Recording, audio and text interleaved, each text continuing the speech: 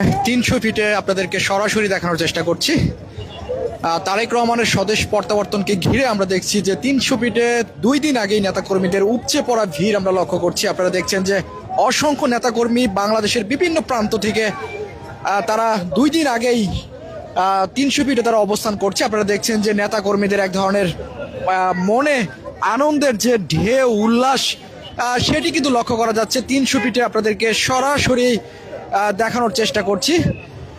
চারিদিকে 2 দিন আগেই মানুষের ঢল নেমেছে 300 ফিটে।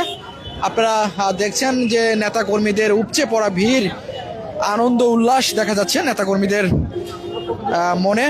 আপনারা দেখছেন 300 ফিটে মঞ্চের সামনে 2 দিন আগে নেতাকর্মীদের ঢল নেমেছে তারেক রহমানের স্বদেশ প্রত্যাবর্তনকে ঘিরে।